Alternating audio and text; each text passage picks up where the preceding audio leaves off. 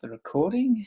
Okay, and I'm just going to do the screen share and put up the notice. So you should be seeing our little cover screen. So this is Laws 13013, Legal Professional Conduct, and we're looking at Module 8, Competence and Care, Problem 32.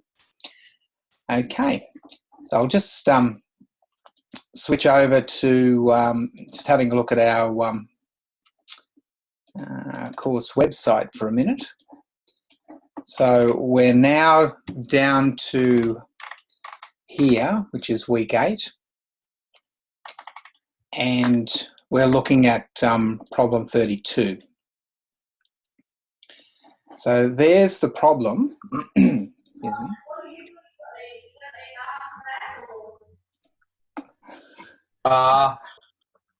Yeah, whatever, yeah.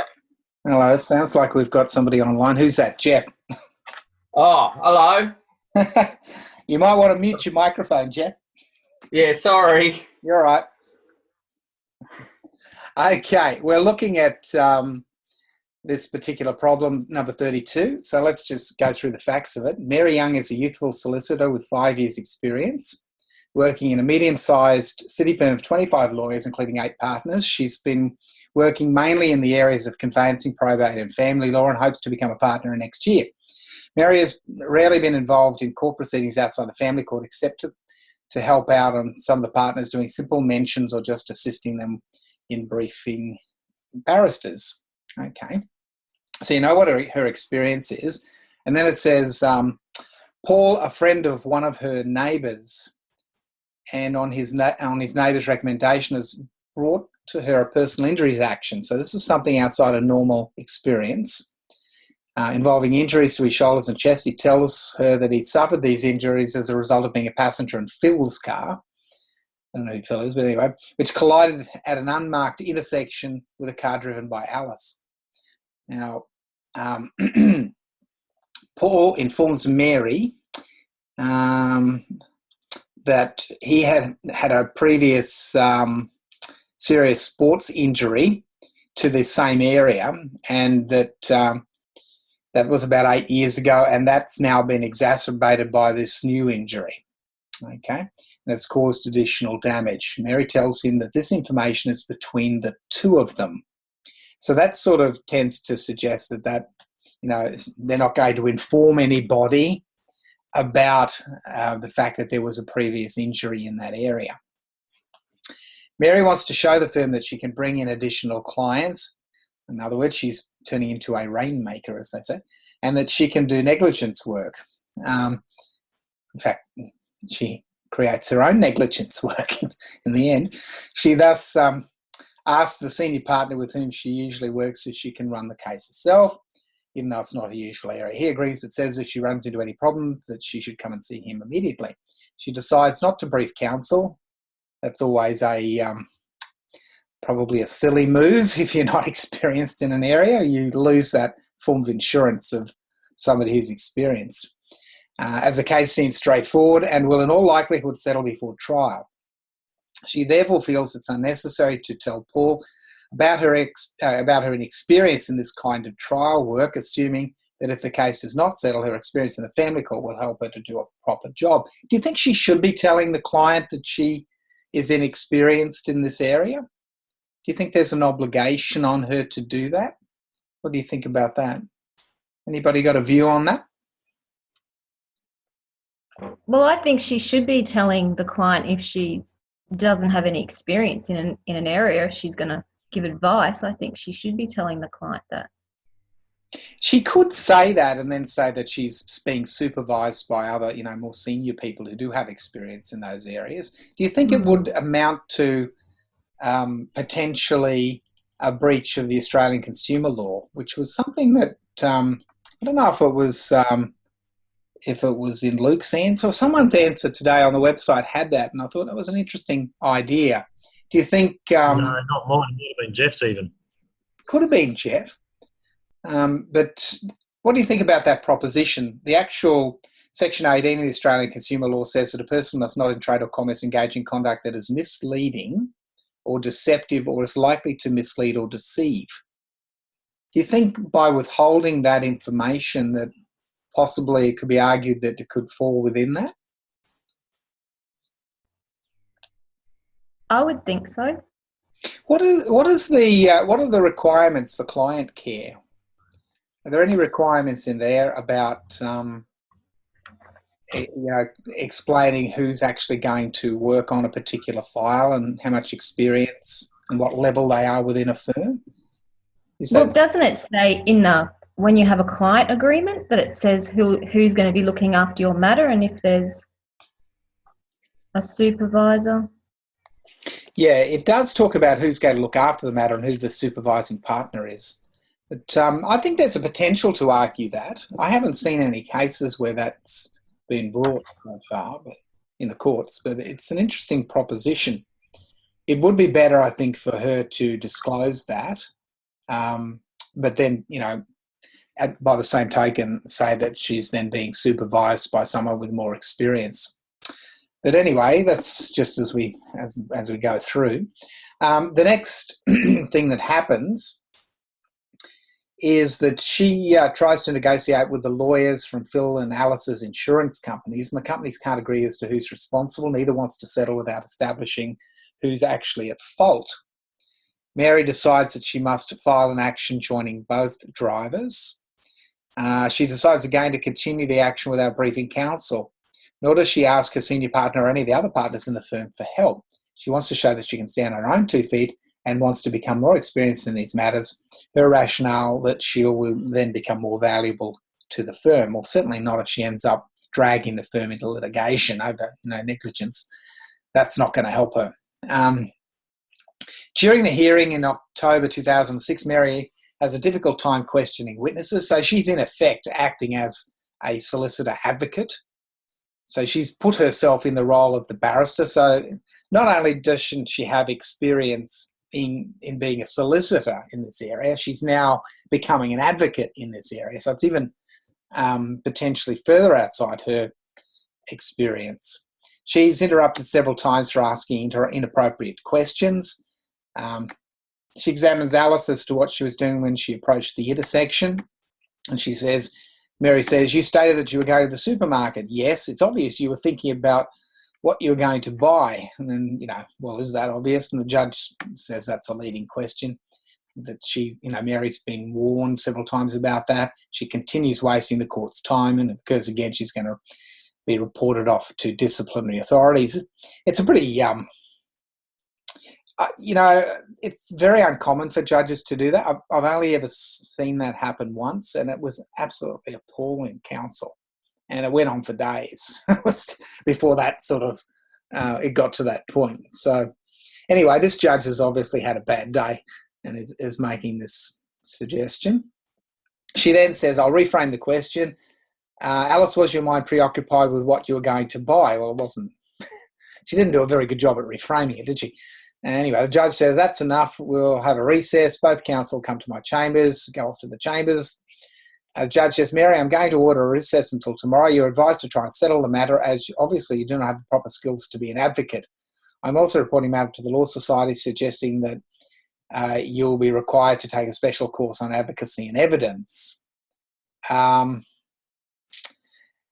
Judges may suggest settlement as an option, but they certainly wouldn't advise that has to happen. So that's a bit unusual, but anyway, that seems to be what's happened here. As a result, Mary decides to settle quickly, and each company paying half of Paul's medical bills and $10,000 each for general damages. And she tells Paul that that's the best he can expect. And on that advice, he accepts that settlement.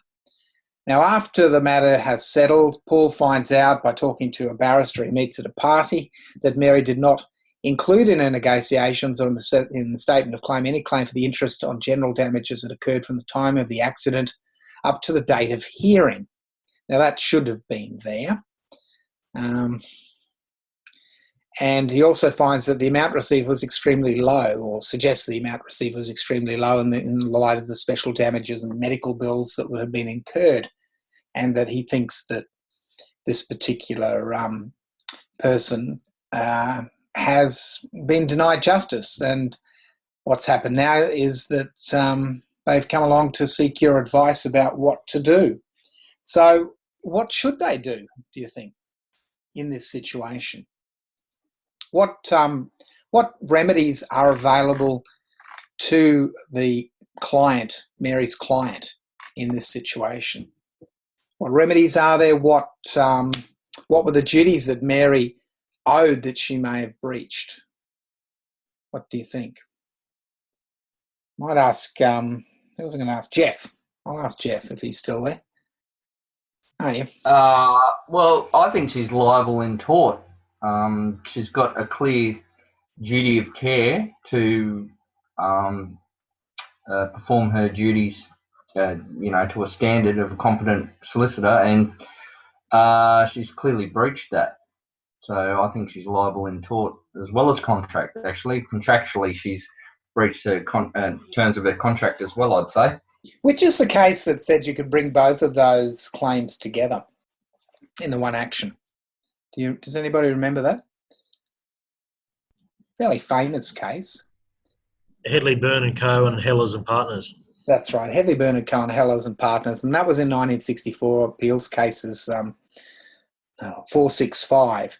So that's a very important case because before that you couldn't do it. They were separate actions. Okay, all right. So what are the ethical obligations? Where do we find the ethical obligations that Mary has to her client? We've got to look at the solicitor's rules. So what are the fundamental ethical duties? One of them is Rule 4? Rule 4. Yeah, Rule 4 is the main one. So which duties are we looking at in Rule 4? That she should act in the best interests of the client. Right. That she should. Just stop there. Is she acting in the best interests of the client in the circumstances? I don't know. She's not. So what she's done, in effect, is that she's sought to settle the case quickly. Well, just looking at that, I mean, there's several problems here. She's basically stuffed up the claim and didn't claim for things she should have, which resulted in, a smaller potential remedy, even if her client had been successful. So the claim wasn't drafted properly. She's then,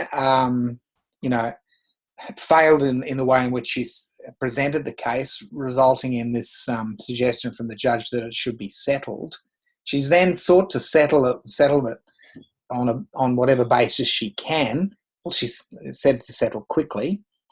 And the suggestion is that the settlement that was reached was less than really what it should have been. So is that acting in the best interests of the client, do you think? No. Not really, is it? Definitely not. There's all sorts of problems with that. She may well be acting in her own best interests in terms of, settling this before the situation gets worse. What about the other duties there in Rule 4? What other ones have we got? Well, there's the one to be honest and courteous in all dealings in the course of legal practice. So she wasn't honest, I don't believe. So she hasn't been honest to her client perhaps in several ways. One, you could argue that she hasn't been honest because she failed initially to explain her level of inexperience. I mean, if she was experienced, then she wouldn't have to raise that issue, or if she was very experienced, she wouldn't have to raise that issue. But she didn't have any experience. So that would tend to suggest that she's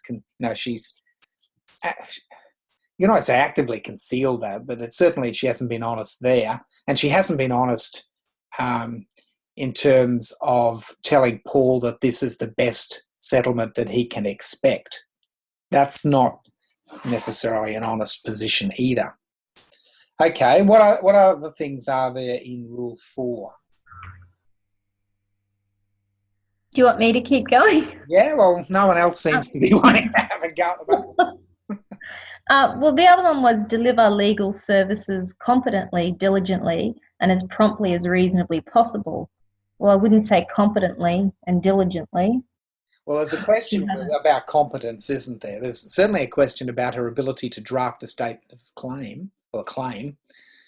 And there's also the question about her advocacy skills. So, and also her skills as to reaching a settlement. So there's three areas that can really question her competency. Probably fourthly about her degree of experience and not revealing that. Has she been diligent? She probably has been diligent. She's just been bad at what she does. She hasn't been, there's no delay or failure to do things. It's more a case of what she did do. It hasn't been very successful.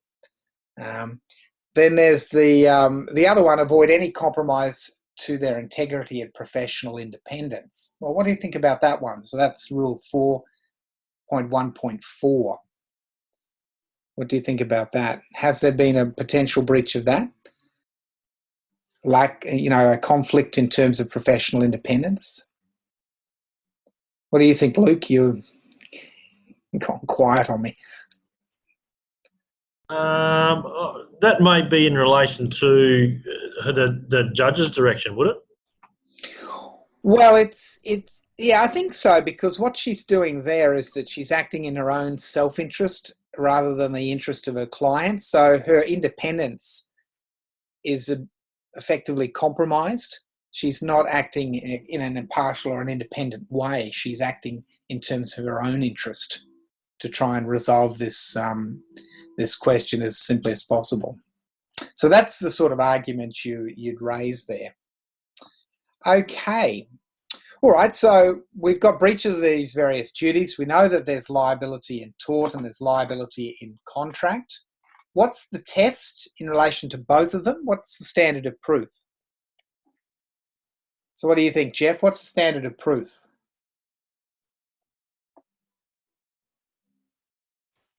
I think Jeff's gone to sleep. Can you help him out, Louise? What's the standard of proof? Is it beyond reasonable doubt, or is it, what is it?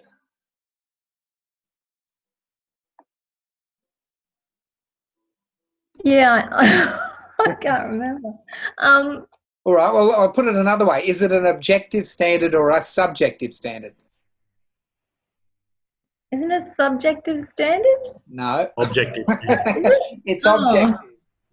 It's objective. It's based on the reasonable person sort of test. So you've got to exercise the skill and diligence, care, skill and diligence of a reasonably competent legal practitioner in similar circumstances. Now, you don't have to be the best practitioner on the planet, but you don't want to be the worst. So it's somebody of reasonably competent skill, care, skill and diligence. Now, do you think that test, has she satisfied that test, do you think, in terms of the actions that she's taken in this case?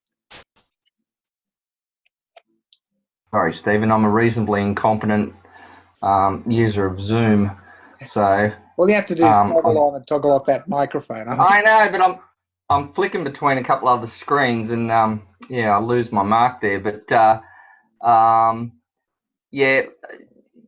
she's a reasonably competent solicitor is the standard. Yeah. But she's clearly breached that by falling below that standard. Okay, that's right. And is it true to say that the standard is the same in contract and tort?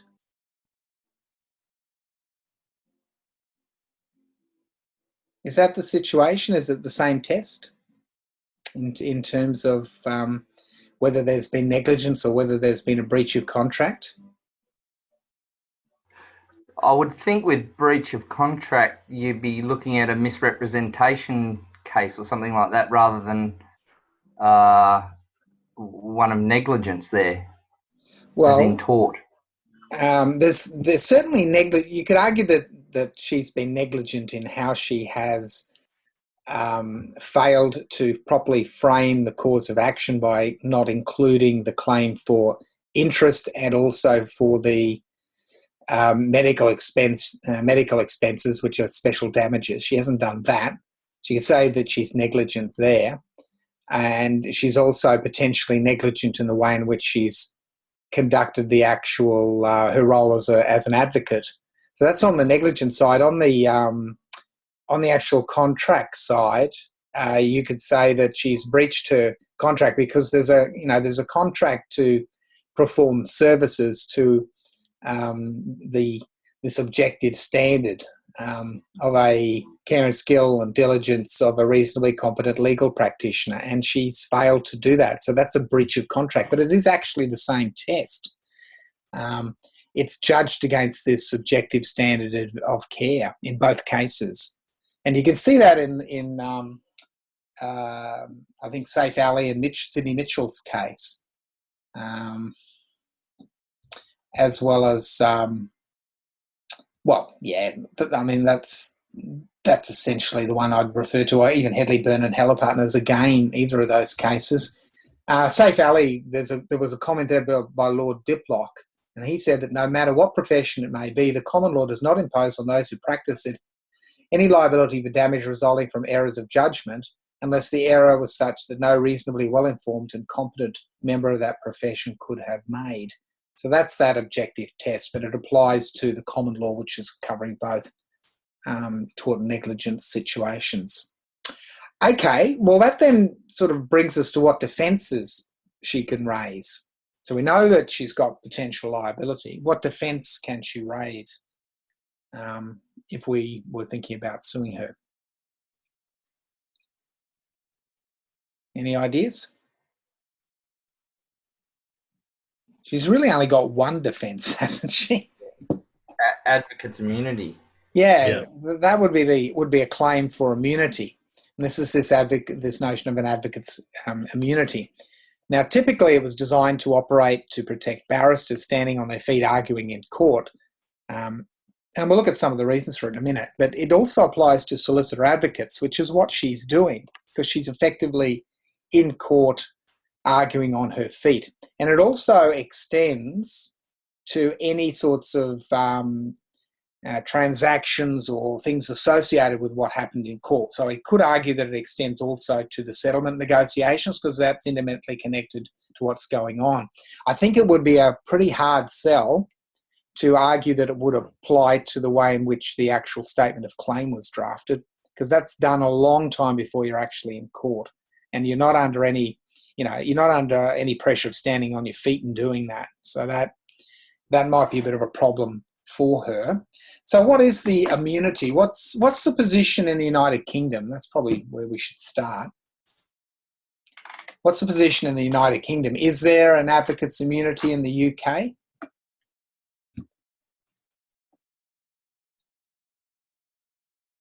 There's a case of Hall and Simmons in 2000. 3 All England reports 673. Has anybody come across that case? Pretty famous case, Hall and Simmons. No, it doesn't ring a bell? That case actually removed the advocate's immunity in the United Kingdom. So they don't have it anymore. And so it's not available for barristers and it's not available for solicitor advocates. And basically what the House of Lords held was that there was a whole range of reasons why it should be removed. Because the basic premise is that there should be a remedy for a wrong, so that if you've got an incompetent counsel, then you should be able to have a remedy to compensate you for their incompetence. So, in effect, the advocate's immunity was perceived as being an anomaly, and that they've now removed that. The House of Lords then suggested it wouldn't be easy to establish negligence against a barrister, as the court would make a distinction between errors of judgment and true negligence. Okay, so they perceive a difference between an error of judgment and true negligence. There's always a lot of shades of grey with this. If you're totally incompetent, then that would easily amount to true negligence. But if on your feet under pressure you made a slip of some sort, then you might be able to get away and say that in those circumstances it's actually an error of judgment rather than true negligence. The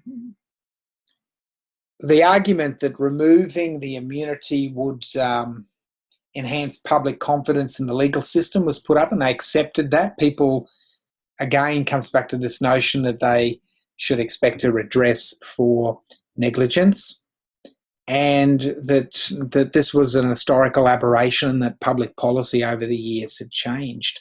So basically there was a change in position in the United Kingdom, and I think also there was a change in position in Canada. But that then leaves us with, what's the situation in Australia?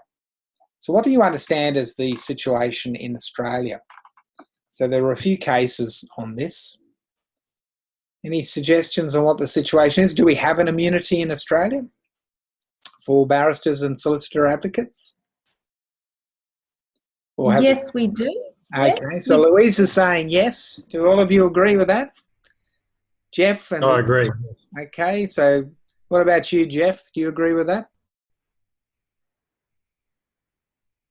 Reminds me of that film, I've forgotten the name of it, where they all concur all the time. Yeah, I do. All right, well, that's right. I mean, the immunity has been maintained, and basically this is the High Court in Gianelli and Wraith's case in 1988, 165 CLR 543. So that was actually set up, the principle, before Hall and Simmons. It then came on before the High Court again in the case of Duorta. I can never pronounce this. I think it's a bit small to read. And Kenvale against Victorian Legal Aid, and that was in 2005. And again, they confirmed the existence of the immunity in Australia. So what were the reasons that the High Court in Gianelli and Wraith thought that this, what were the public policy reasons for continuing with the advocate's immunity? Does anybody know? What was the justification of it? Was it because of was it conflict between the duty to the court and duty to the client, was that? Well, there's certainly a conflict between those things. That wasn't the main reason, though. Well, it's related to one of the reasons. It's related to the idea of there's an overriding duty of the advocate to the court, and that given you've got that overriding duty, you needed to have a mechanism to actually protect a barrister or solicitor advocate. You didn't want the potential for a conflict to exist between the duty to the court and the duty to the client, and that that duty to the court shouldn't be undermined by a duty to the client, so that if they had to do something that was adverse to the client's interests, the High Court didn't want a situation where that barrister or solicitor advocate could then be sued because they were acting contrary to the interests of the client but were acting in the interests of the court. So that was one reason. There's another one. Does anybody know what the other one is? What's going to happen in terms of litigation? You're going to have more or less litigation? If it was that a case was reheard or to be sent back to the court to redetermine that there was some concern about the negligence of a practitioner, those cases being reheard some time later. That's right. I mean, the argument was that it would undermine confidence in the judicial system because the court would have made a decision and made a ruling. There then would be a collateral attack on the basis of negligence against the advocate. And if negligence is then upheld in a decision, it then questions the original decision made by the court, because what they're saying is that original decision made by the court was potentially wrong or erroneous because there was negligence on the part of the barrister or the solicitor advocate. So it was feared that opening up this liability would not only increase the amount of litigation, but it would also undermine confidence in the judicial system because people would be, questioning previous judgments and and finding themselves in a situation where potentially they can't appeal because they're outside of either the limitation period or under the rules, the periods for which they're allowed to appeal. Then they would have to seek leave to appeal then. So there's a whole lot of extra procedural steps and problems that would be associated with that. So that was their reasoning for maintaining the barrister and the solicitor advocate's immunity. So that's certainly currently the situation. The only real doubtful area in Australia is the notion of what is out of court work as opposed to something which is open to interpretation as being part of the court process, because you're only getting immunity for things that were conducted essentially in court. Now, clearly when you're arguing something on your feet in court, that will be covered. But how much further does it go?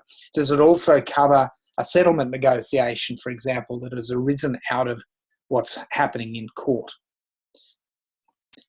Perhaps. I'd certainly be more keen on saying that is a possibility on our facts than the situation of drafting the original statement of claim in this matter, which would have happened many months prior to the actual litigation of the matter. So there are shades of grey with this. So that's really where the wriggle room is in terms of how far this particular immunity will extend.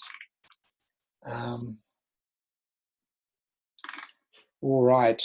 So there is an article, there's a case note on this Deorta case and the Victorian Legal Aid and another, which I've put up in terms of an answer guide for you to have a look at. If you grab hold of that article, then you can have a look at it. But it's an interesting issue, isn't it? So you've effectively got Canada and the UK go against this principle, and you've got Australia, which is still hanging on to it. So that's an unusual sort of situation. So generally these common law countries have fairly similar approaches to questions, but this one has led to divisions. So that's really all I can say about it, I suppose. You're going to have to look at a case-by-case basis in relation to this last issue of the extent to which the immunity extends. But I think on the one we've got, I don't think it's going to extend to the actual drafting of the statement of claim, but I think it will extend to the rest of it because that's certainly close to what's happening in the courtroom and as the aftermath of that, the settlement, because it all happened contemporaneously. Okay. Any other questions or points about that particular problem? No? I'm just wondering, Stephen, what's the time span there between what's happened in the UK, Canada and Australia? Like some of that argument that's been put forth by the Australian cases might have been proved wrong by now with the dropping of the immunity. Yeah, Gianelli and Wraith was in 1988, so that was a fairly old case which set out the principles quite clearly of what the indemnity was. Hall and Simmons, the UK House of Lords case, was in 2000. And then you had the most recent one is this Deorta and Victorian Legal Aid and another. And that was in High Court case in 2005. So that's really been the last major decision on it. The only ones that have come out, well, nothing in the High Court, but the only ones around that have been trying to interpret not the question that there is an immunity, but rather the question as to when it would apply in terms of what's out of court work, essentially. That's where the argument comes around. I guess what I'm saying is the argument that there would be this extra litigation would have been proven wrong by now, considering the time frame. Well, you could look at the situation. You could do an empirical study, couldn't you? You could look at the situation in the United Kingdom. Has there been more litigation occurring in the United Kingdom with the removal of the advocate's immunity? I don't know. I'm not aware of any studies on that, but that would be the sort of thing that you could bring up. And if you were going to argue this question again in the High Court, you could look at this situation. their argument that that there's going to be collateral attack on the judgments of the court through negligence actions against the advocates. Well, has that happened in the United Kingdom? I'm not sure that necessarily has. Is it? I mean, the English courts also have this duty to. They also have the duty to the court and the duty to the client, with the duty to the court being paramount. So they're exactly the same scenario as we have. All that's happened is that the judges have come to different conclusions. Whether this will be litigated again in the future, it probably will, but certainly for the time being, the law in Australia is the immunity exists. You got to remember that cases aren't always clear-cut, and that people will argue in the light of, just because history's changed, the new policy grounds, and that's what's happened in Hall and Simmons. They'd come to the conclusion in the United Kingdom that the rule that used to apply there, which was the same as Australia, was no longer applicable. Times had changed. It's just that Australia hasn't decided that times have changed sufficiently to overturn previous High Court decisions on it.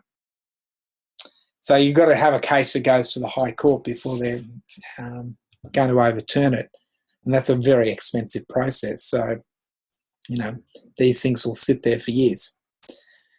So I don't know. It's one of those hard sort of areas. It's not nice, neat, like some areas. All right. Any other questions? Have you all managed to get yourself into groups for the client interviewing exercise that's coming up? Yes. Yes, I have. Yep, everyone has. Oh, that's good. Because what I'll do is I'll check around about the 5th of May and just to see who has or who hasn't got into groups. All right. Is there any other questions at all on the course or problems? All right. Stephen, one thing with regard to the assignment, again, does it get like a bell curve or graph of results throughout the students? Yeah, or is that not? I could certainly hang on. I could certainly show you one. Hang on, let me see. All right, just give me a second. So I marked it with a bit of software that I use. So I should be able to bring up a chart. Let's see. Moderate. And who's the lucky person that gets animated? I haven't got that far yet. There was some really good work done. There's plenty of good scope. I'll pick one that I'll pick one that's really interesting. Now let me see. Hang on. I've just got a great chart. I've just got to modify this chart so that we actually. Oh, there we are. That's what I want. Stop share, and then I've got to go. I'm just talking to myself. It's not a good sign, is it? Share screen. Okay. Can you see that? That is the actual distribution of the assignment. So you can see that it was really well done. People put a lot of effort into them.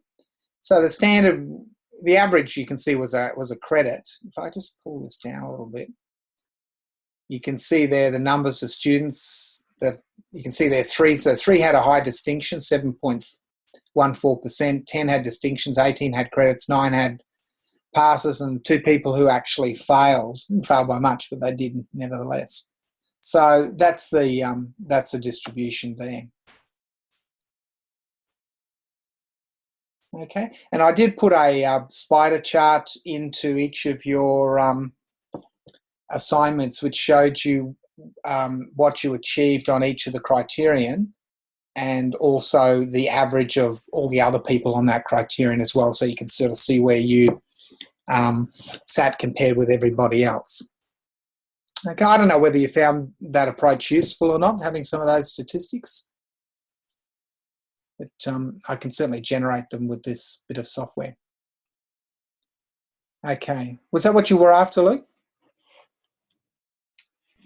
Yeah, no, that's good. That's good. Okay. All right then. Well, we might call it quits then for tonight. It was fairly short, so I thank you everybody for participating, and I'll see you again. See you again next week. I'll have a think about which one to animate. Yeah, right, it's like a bit of fun doing that. There were some very interesting ones, I must say. All right then. I'll see you next week. Thanks, Stephen. Thanks, Stephen. See you later. Bye. Bye bye.